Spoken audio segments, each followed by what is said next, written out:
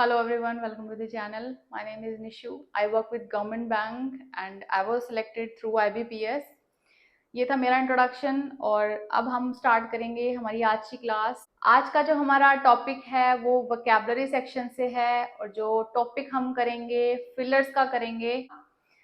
किसी भी एग्जाम को अगर आप प्रिपेयर कर रहे हैं स्टेट या सेंटर, विदाउट वोकैबुलरी काफी टफ हो जाता है किसी भी इंग्लिश के एग्जाम को क्लियर करना।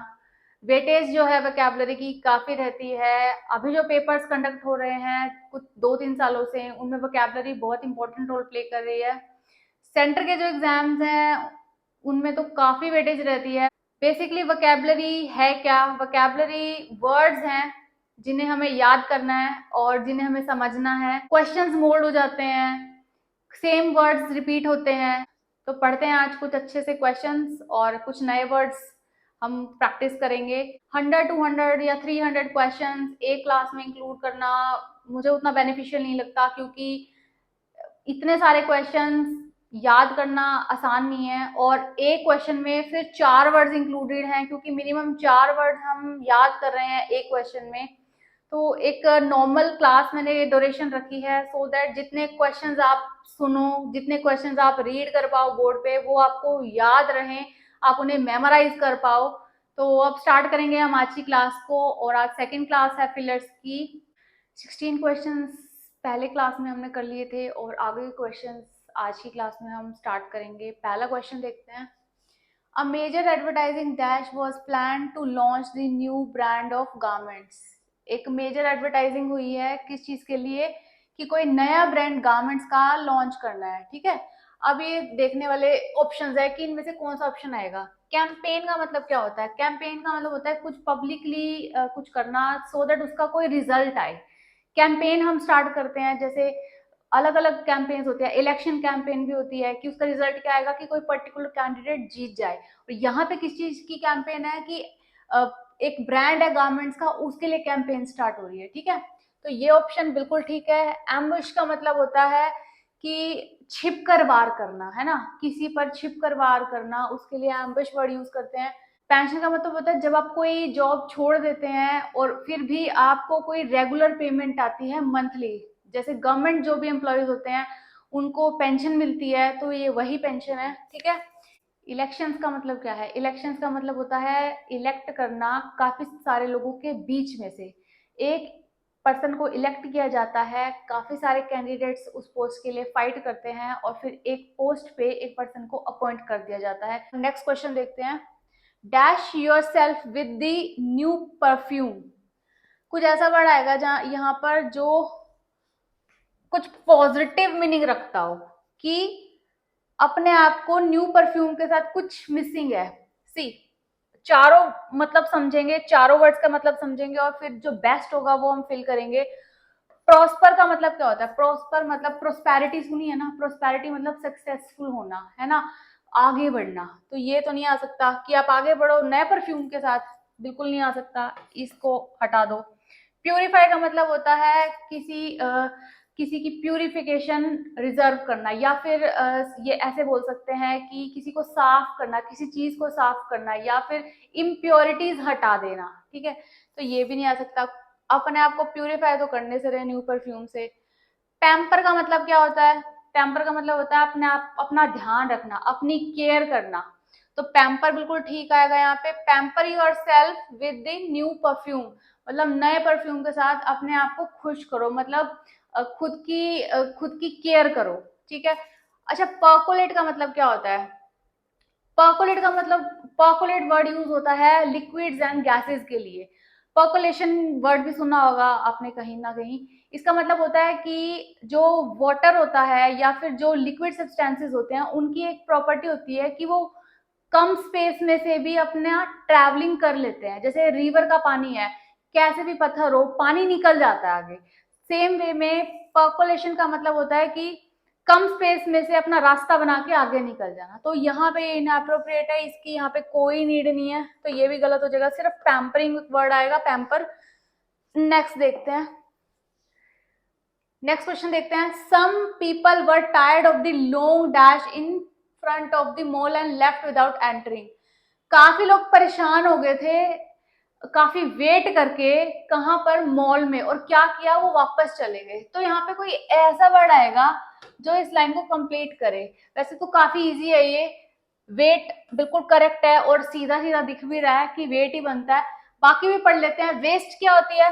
वेस्ट जैसे हमारा बॉडी का बॉडी पार्ट है, वेस्ट लाइन जैसे, है ना, तो ये नहीं आ सकता। ये कंफ्यूज करने के लिए सेम वर्ड्स है, सारे डब्ल्यू से स्टार्ट हो रहे हैं, सब प्रोनाउंसिएशन में भी कहीं ना कहीं इनकी जो साउंड है वो सेम है। वेट का मतलब क्या होता है? वेट होता है भार, जैसे हमारा बॉडी वेट होता है। वेस्ट क्या होता है? वेस्ट कोई चीज बेकार, है ना, कोई चीज यूजफुल ना हो तो उसके लिए वेस्ट हम यूज करते हैं। सिर्फ एक ही प्रॉपर वर्ड है, वेट। नेक्स्ट क्वेश्चन देखते हैं। Keats and Shelley were poets of the same period, they were dash. Keats कोई पर्सन है, वो भी पोएट थे। शैली कोई पर्सन है, वो भी पोएट थे। और वो उन दोनों में क्या कॉमन चीज थी कि वो सेम पीरियड के थे, मतलब सेम एरा के, सेम पीरियड के पोएट्स थे। अब इनके लिए हमें कोई ऐसा वर्ड इन चारों में से सेलेक्ट करना है जो इसको कंप्लीट करे। चारों पढ़ेंगे। पहला देखिए, कलीग्स। कलीग्स क्या होते हैं? कलीग्स होते हैं सेम ऑफिस में काम करने वाले लोगों को कॉलीग्स कहा जाता है। जब आप किसी ऑफिस में अगर आप जॉब करेंगे तो जो आपके साथ उस ऑफिस में काम कर रहे होंगे वो सारे आपके कॉलीग्स हैं। नेक्स्ट देखते हैं, एसोसिएट्स। एसोसिएट्स होते हैं बिजनेस में या फिर सेम फील्ड में जो लोग काम करते हैं, वो एसोसिएट्स कहलाते हैं। कि कोई पर्सन है वो भी सेम फील्ड में है, दूसरा पर्सन भी सेम फील्ड में है, तो वो कहीं ना कहीं कनेक्टेड है सेम फील्ड से, सेम बिजनेस से, तो एसोसिएट्स कहलाएंगे। एक और देखते हैं, कंटेम्पररीज। कंटेम्पररीज यहाँ पे करेक्ट आएगा और यही हमारा करेक्ट आंसर है। अब इसका क्या मतलब है? कंटेम्पररीज का मतलब होता है कि सेम काम कर रहे हैं दो लोग और सेम उनका टाइम पीरियड भी सेम है। मतलब उनका जो काम करने का टाइम पीरियड है वो सेम ही है। ऐसा नहीं है कि किसी ने 1800 सदी में काम किया, किसी ने 19वीं सदी में काम किया, फिर भी वो कंटेम्पररीज हुए। नहीं, दोनों का जो टाइम पीरियड है वो सेम है, इसलिए वो कंटेम्पररीज कहलाएंगे। और उनका जो फील्ड है वो भी एग्जैक्ट सेम है। तो दोनों पोइट्स थे यहाँ पे, दोनों पोइट्स हैं, इसलिए वो कंटेम्पररीज हैं। एक्वेंटेंसेस कौन होते हैं? वो लोग जो एक दूसरे को जस्ट जानते हैं नॉर्मली, लेकिन ना तो बहुत अच्छे दोस्त हैं, ना अच्छे कलीग्स हैं, ना कोई ऐसा बिजनेस पार्टनर्स है, बस एक नॉर्मल किसी का इंट्रोडक्शन है, तो वो एक्वेंटेंसेस हो गए। एक नॉर्मल ऐसा पर्सन ऑफिस में जिससे आप कभी एक बार मिले हो साल में, वो आपका कलीग नहीं है, बस एक एक्वेंटेंसेस के लिए हम उसको पर्सन को बोल सकते हैं। नेक्स्ट क्वेश्चन देखते हैं। हिमांक्स health has dashed ever since he has refused to get himself treated. किसी की हेल्थ के बारे में डिस्कशन हो रहा है और ये सेंटेंस नेगेटिव है। क्यों? क्योंकि यहाँ पे देखो कुछ रिफ्यूज हुआ है, फिर उससे कुछ हेल्थ की बात हुई है, फिर यहाँ पे कुछ ऐसा आएगा जो इसको कंप्लीट करेगा। पहला जो है, 4 वर्ड्स हैं, चारों की स्पेलिंग ऐसी है कि कंफ्यूज कर दे, और कहीं ना कहीं प्रोनाउंसिएशन भी इन सबकी सेम है। एक एक करके पढ़ेंगे और करेक्ट आंसर को चूज करेंगे। डिस्पैरेज्ड, पहला है डिस्पैरेज्ड। डिस्पैरेज का मतलब होता है किसी को कम समझना, किसी को इतनी इंपॉर्टेंस ना देना, ठीक है। तो ये यहाँ नहीं आ सकता। क्यों? क्योंकि यहाँ ऐसी कोई बात नहीं हो रही है, यहाँ पे कुछ उसकी हेल्थ की बात हो रही है और उसी से रिलेटेड हमें कोई वर्ड चाहिए, तो ये तो वैसे ही एलिमिनेट हो गया। फिर देखते हैं डेप्रिशिएटेड। डेप्रिशिएटेड का मतलब होता है किसी की वैल्यू कम हो जाना। जैसे आपने कोई कार खरीदी और कार आज 10 लाख की है, तो नेक्स्ट ईयर उसका जो प्राइस होगा वो 10 लाख से कम होगा। तो ईयरली डेप्रिसिएशन मतलब ईयरली उसकी वैल्यू कम होती जाएगी। ये वर्ड कॉमर्स के स्टूडेंट्स बहुत अच्छे से समझ पाएंगे कि डेप्रिसिएशन क्या होता है, मतलब किसी की वैल्यू हर साल कम होते जाना। तो यहाँ ऐसा कुछ हम नहीं बता रहे, तो ये भी नहीं हो सकता। डेनिग्रेटेड का मतलब क्या होता है? डेनिग्रेटेड का मतलब होता है किसी के बारे में बुरा बोलना, तो ऐसा भी कुछ नहीं हो रहा है, ये भी गलत हो गया। डिटोरियोरेटेड का मतलब होता है कोई चीज बुरी हो और फिर और धीरे धीरे और बुरी होते जाना। तो यहाँ पर क्या बुरा होता जा रहा है कि उसकी हेल्थ और बिगड़ गई, ये करेक्ट है। यहाँ पे क्या हुआ है, उसकी हेल्थ और बिगड़ गई। कब से? जब से उसने रिफ्यूज कर दिया कि वो ट्रीटमेंट लेगा। पहले खराब थी, फिर और खराब होनी शुरू हो गई। क्यों? क्योंकि उसने ट्रीटमेंट को डिनाई कर दिया, उसने ट्रीटमेंट को रिफ्यूज कर दिया। तो यहाँ ये हमारा करेक्ट हो जाएगा। Use your logical thinking for dash decisions today as you will certainly succeed. Question में क्या कह रहे हैं कि अपनी लॉजिकल थिंकिंग का यूज करो, डिसीजन जो तुम आज लोगे वो कल को तुम्हें सक्सेसफुल बनाएंगे। बिल्कुल सही है कि कुछ भी डिसीजन लेने से पहले हमें हमारी लॉजिकल थिंकिंग मतलब एक किसी भी डिसीजन का पॉजिटिव और नेगेटिव जरूर सोच लेना चाहिए। और इसी के लिए हमें कोई ऐसा वर्ड यहाँ चाहिए जो एग्जैक्ट ये मीनिंग देता हो। अब हम चारों पढ़ेंगे और समझेंगे कि कौन सा एग्जैक्ट वर्ड बनता है। डेस्परेट का मतलब क्या होता है? डेस्परेट वर्ड तो बहुत सुना है और काफी बार हम यूज भी करते हैं। डेस्परेट का मतलब होता है किसी चीज को करने में जल्दी करना, जल्दबाजी करना, अपनी सिचुएशन चेंज करने के लिए बहुत ज्यादा एफर्ट्स डालना। तो उसके लिए डेस्परेट वर्ड यूज करते हैं। ये नहीं हो सकता, ये गलत हो जाएगा। यहाँ तो वो ये कह रहा है कि कोई आप जो भी डिसीजन लो ऐसे सोच समझ के लो ताकि आपको सक्सेस मिले। तो यहाँ ये वर्ड बिल्कुल नहीं जा सकता। नेक्स्ट देखेंगे सीवियर। सीवियर कहाँ यूज होता है? सीवियर मतलब बहुत ही बुरा। सीवियर का मतलब जैसे सीवियर यूज होता है हम बीमारियों के साथ यूज करते हैं, severe disease, severe condition. Critical क्या होता है? क्रिटिकल होता है कि ऐसे डिसीजंस, ऐसी बातें, ऐसी सिचुएशन जिसमें कुछ एनालाइज करना पड़े, अच्छा बुरा दोनों सोचना पड़े। तो वो यहाँ यही तो कह रहा है कि use your logical thinking for critical decision. Critical मतलब पूरा सोच समझ के अच्छा बुरा सोचने के बाद कुछ डिसाइड करना, सो दैट कि उसे फ्यूचर में सक्सेस मिले। तो ये बिल्कुल ठीक हो जाएगा। ठीक है। डेंजरस का क्या मतलब होता है? डेंजरस होता है जानलेवा, है ना, जो खतरनाक हो उसके लिए हम डेंजरस वर्ड यूज करते हैं। ये भी बिल्कुल ठीक नहीं है। नेक्स्ट क्वेश्चन देखते हैं। It was difficult to dash Gopal to watch a horror movie. बहुत मुश्किल था गोपाल को क्या करना, कन्विंस करना, किस चीज के लिए? कि वो हॉरर मूवी देख ले। ठीक है।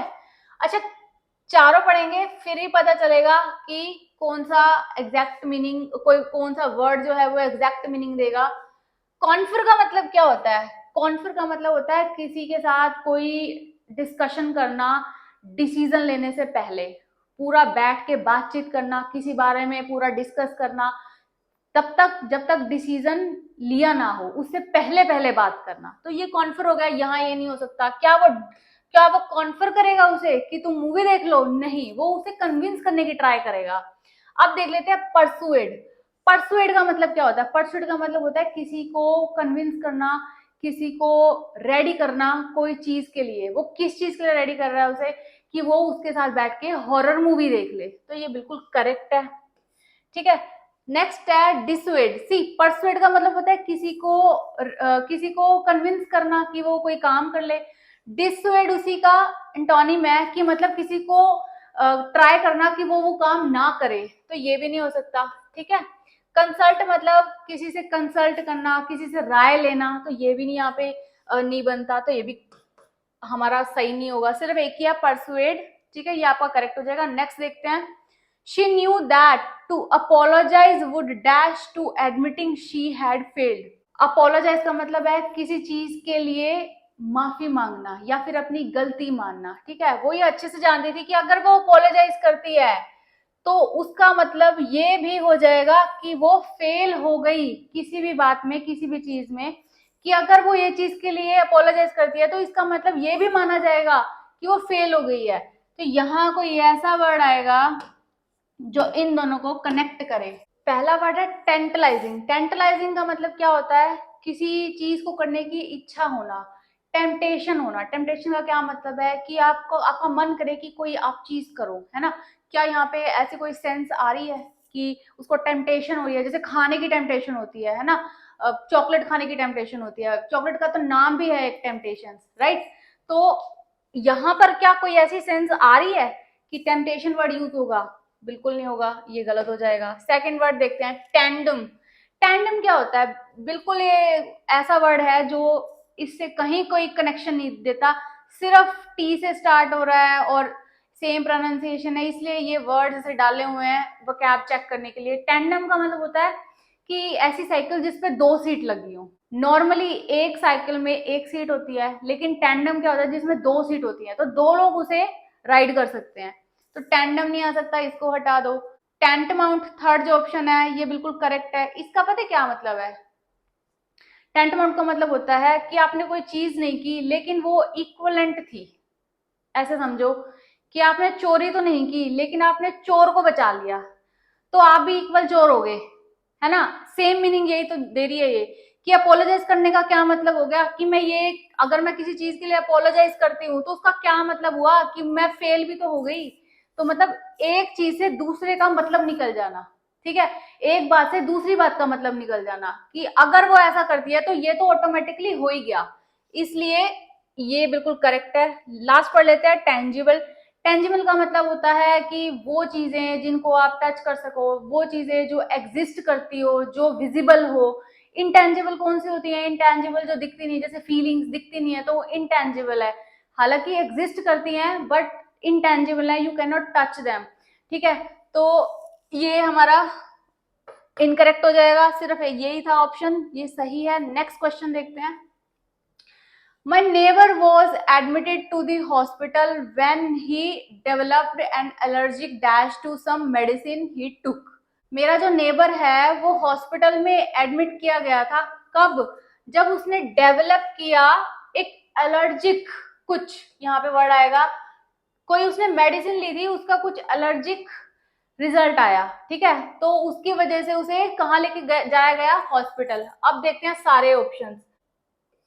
रिटॉर्ट का मतलब होता है किसी को जल्दबाजी में जवाब देना। क्या यहाँ पे ऐसा कुछ एलर्जिक जवाब देना? जल्दबाजी में एलर्जिक कुछ नहीं, कोई सेंस नहीं बन रही, बिल्कुल गलत है। सिर्फ आर से स्टार्ट हो रहा है, इसलिए आपके फिलर्स में ये क्वेश्चन है। अब देखते हैं रिएक्शन। एलर्जिक रिएक्शन करेक्ट है।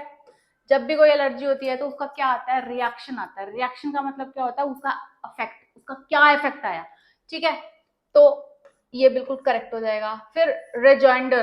रिजॉइंडर का मतलब यही होता है कि जल्दबाजी में जवाब देना, है ना, कुछ स्टेटमेंट पास कर देना। अब इन दोनों का मतलब सेम ही है, रिटॉर्ट और रिजॉइंडर, बट ये वर्ब है और ये नाउन है, ठीक है। रिजल्ट, रिजल्ट हमें पता है कि परिणाम, तो ये तो बिल्कुल नहीं बनता। नेक्स्ट क्वेश्चन देखते हैं। Credit card dash has increase in recent times. जो क्रेडिट कार्ड का यूज है ना वो रिसेंटली बढ़ गया है, बिल्कुल ठीक का। और अब देखते हैं कि कौन सा ऑप्शन सही जा रहा है। फ्रीड का मतलब क्या होता है? फ्रीड का मतलब होता है फ्री हो जाना, ठीक है, फ्री कर देना, किसी कैदी को फ्री कर देना, तो फ्रीड आता है, ये नहीं आ सकता। Fraud, credit card fraud has increase in recent years. Question ये है कि क्रेडिट कार्ड का जो यूज है वो बढ़ गया है और उससे क्या हुआ है कि फ्रॉड भी बढ़ गए हैं, ठीक है, तो फ्रॉड आएगा सही। फ्रॉड मतलब धोखाधड़ी, बिल्कुल ठीक है। फ्लेक का क्या मतलब है? फ्लेक, आपने चिली फ्लेक्स सुना होगा, चिली फ्लेक्स यूज करते हैं हम फूड में, तो उसका मतलब क्या है?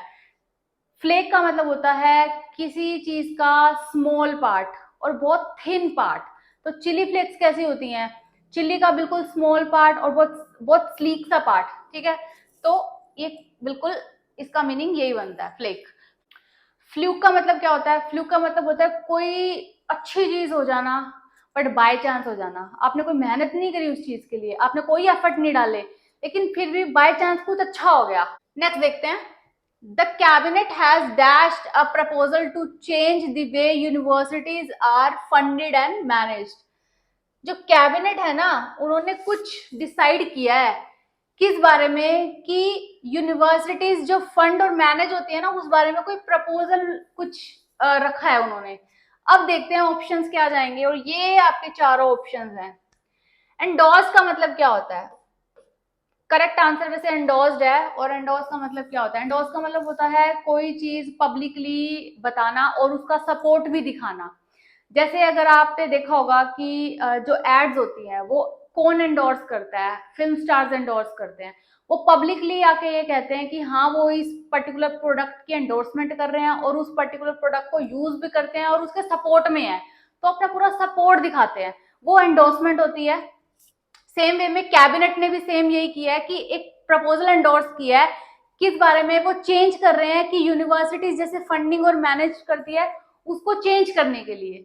तो ये हमारा करेक्ट आंसर है। अब नेक्स्ट देखते हैं एंडेंजर्ड। एंडेंजर्ड का मतलब होता है कोई चीज धीरे धीरे कम होती हो, एक्सटिंक्ट होती हो। एनिमल्स के लिए या बर्ड्स के लिए या फिर काफी सारी स्पीसीज के लिए ये वर्ड हम यूज करते हैं, एंडेंजर्ड स्पीसीज।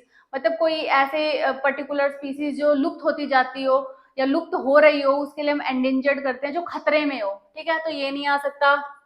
एनडीएड का मतलब क्या होता है? एनडीएड का मतलब होता है कि आपको कोई पसंद करे, है ना, अपने आप से आपको कोई पसंद करे, आप उसे कह नहीं रहे लेकिन आपको वो पसंद करे। जैसे कोई कोई स्टूडेंट होते हैं क्लास में जो सारे टीचर्स के फेवरेट होते हैं, तो वहां ये बिल्कुल सही जाएगा वर्ड। ठीक है। इवेपोरेटेड का मतलब क्या होता है? इवेपोरेटेड मतलब कुछ चीज भाप बन के उड़ जाना। हमने पढ़ा ही है इवेपोरेशन का जो प्रोसेस है, साइंस के स्टूडेंट्स भी जानते हैं, 10th तक सबने ही पढ़ी है ये बात। तो ये भी नहीं हो सकता। ये क्वेश्चन भी हमारा हो गया। नेक्स्ट देखते हैं।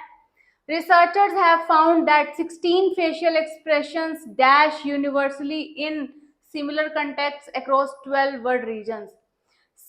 रिसर्चर्स कौन होता है? रिसर्चर्स होते हैं जो किसी एक चीज के लिए पूरी खोज करते हैं।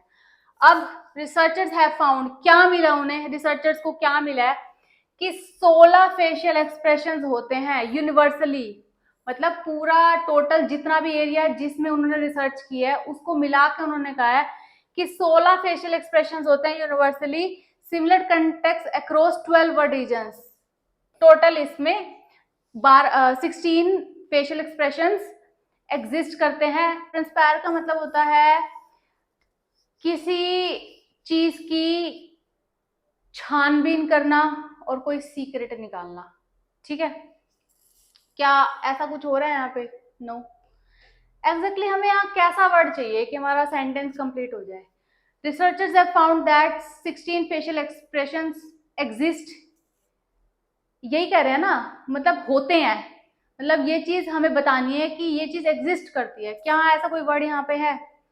ढूंढते हैं। चलो, बिफॉल का मतलब क्या है? बिफॉल का मतलब होता है कि कोई अपशगुन होना, कोई चीज बुरी हो जाना, मतलब नेगेटिव वर्ड है, तो ये भी नहीं हो सकता। स्ट्राइक का मतलब क्या होता है? स्ट्राइक का मतलब हड़ताल होता है, जरूरत नहीं है समझाने की। अकर का मतलब क्या होता है? अकर मतलब कोई चीज होना, कोई चीज एग्जिस्ट करना। सिर्फ एक ही वर्ड है जो इस पूरे सेंटेंस को कंप्लीट करेगा और वो है अकर। नेक्स्ट क्वेश्चन देखते हैं। In addition to understanding the specific issue to be tackled, the sub committee examine the larger dash on the problem. पहले इस क्वेश्चन को पढ़ेंगे, समझेंगे इस क्वेश्चन की क्या डिमांड है, क्या वर्ड इस क्वेश्चन में होना चाहिए, और फिर चारों ऑप्शंस देखेंगे। इन एडिशन टू अंडरस्टैंडिंग मतलब अंडरस्टैंडिंग तो चाहिए ही है। The specific issue to be tackled, किसी भी इशू को टैकल करने के लिए अंडरस्टैंडिंग के साथ साथ और क्या चाहिए?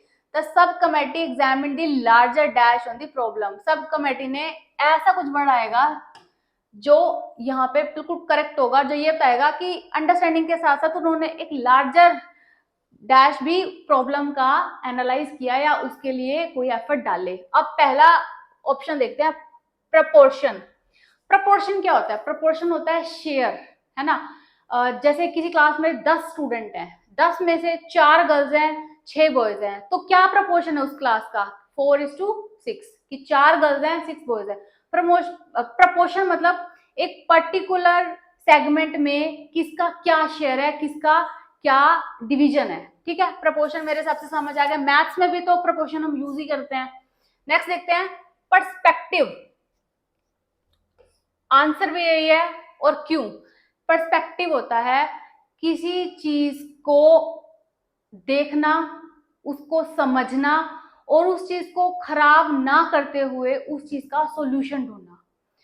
इसका मतलब है जो कमेटी थी उन्होंने लार्जर पर्सपेक्टिव रखा, लार्जर मतलब अपना व्यू रखा चीजों को देखने का, समझने का, एबिलिटी का, कि प्रॉब्लम को सॉल्व किया कैसे जा सकता है। तो पर्सपेक्टिव वर्ड बिल्कुल करेक्ट जाएगा। अब परसेप्शन समझते हैं। कितने कंफ्यूजिंग वर्ड्स हैं, एक एक करके समझेंगे, याद हो जाएंगे। चलो, परसेप्शन का मतलब सोचो आप, इतने मैं समझाती हूँ। परसेप्शन का मतलब होता है कि किसी सिचुएशन में अपनी राय बनाना।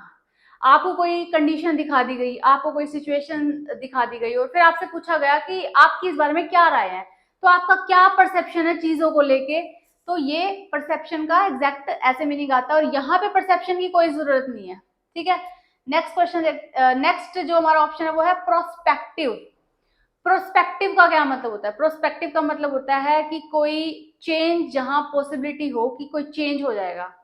जैसे आप कोई मार्केट में गए, आप किसी मॉल में गए और आप किसी शॉप पे चले गए और आप कोई चीज देखने लगे खरीदने के लिए, हालांकि आपने खरीदी नहीं है, लेकिन आप एक प्रोस्पेक्टिव बायर हैं कि शायद वो कंडीशन, वो सिचुएशन चेंज हो जाए और आप उस चीज को परचेज कर लो, तो आप एक प्रोस्पेक्टिव बायर हो। मतलब एक उम्मीद है कि जो प्रोडक्ट है वो आप खरीद लोगे, तो एक पूरा पॉजिटिव चेंज होने की उम्मीद होना, ठीक है। तो ये प्रोस्पेक्टिव हो गया। नेक्स्ट क्वेश्चन देखते हैं। Do not dash him, he has done no harm to you. किसी के लिए बोला जा रहा है कि इसको ब्लैंक रखते हैं, डू नॉट डैश हिम, क्यों? क्योंकि उसने तुम्हें कोई नुकसान नहीं पहुंचाया है। तो अगर कोई किसी को नुकसान पहुंचाता है तो सामने वाला क्या कहेगा? कुछ बुरा ही बोलेगा, अच्छा तो बोलेगा नहीं। तो बुरे के लिए कौन सा वर्ड हो सकता है यहाँ? एक्यूज। एक्यूज का मतलब क्या होता है कि किसी पे कोई इल्जाम लगाना, किसी को कुछ बुरा बोलना। तो एक्यूज जो है बिल्कुल ठीक है। बाकी पढ़ लेते हैं। एडमायर क्या होता है? एडमायर होता है किसी को पसंद करना। एडमिट क्या होता है? किसी चीज की हामी भरना। और एश्योर क्या होता है? एश्योर का मतलब होता है किसी को कॉन्फिडेंस देना, किसी चीज को लेकर, किसी सिचुएशन को लेके, मतलब एश्योरेंस देना, ठीक है। अब नेक्स्ट क्वेश्चन देख लेते हैं। The government has hardened it's dash against the agitators and imposed a curfew in the area. जो गवर्नमेंट है ना, उसने क्या किया, यहाँ पे कोई वर्ड आएगा उसके बिना पढ़ते हैं, कि कुछ ऐसा किया किनके अगेंस्ट? एजिटेटर्स, और इम्पोज अ कर्फ्यू, और किसी एरिया में कर्फ्यू लगा दिया, ठीक है। तो अब कौन सा ऐसा वर्ड जाएगा कि हमारा ये कंप्लीट हो जाए? पहले चारों पढ़ते हैं, ठीक है। स्टैंस का मतलब क्या होता है? स्टैंस का मतलब होता है पब्लिकली कोई स्टेटमेंट प्रोवाइड करना और कोई डिसीजन लेना, ठीक है। अब वापस पढ़ते हैं, करेक्ट है ये, और पढ़ते हैं क्यों करेक्ट है। The government has harden it stand. Government ने कोई स्टैंड ले लिया है। हार्डन मतलब कोई कोई ऐसा स्टैंड जो काफी इंपॉर्टेंट था और बिल्कुल स्ट्रिक्ट है उस चीज पे। तो गवर्नमेंट ने कुछ पब्लिकली रिलीज कर दिया है स्टैंड अगेंस्ट द एजिटेटर्स, इन लोगों के अगेंस्ट, और कर्फ्यू इम्पोज कर दिया है, बिल्कुल ठीक है। अब बाकी पढ़ लेते हैं। ओरिएंटेशन क्या होता है?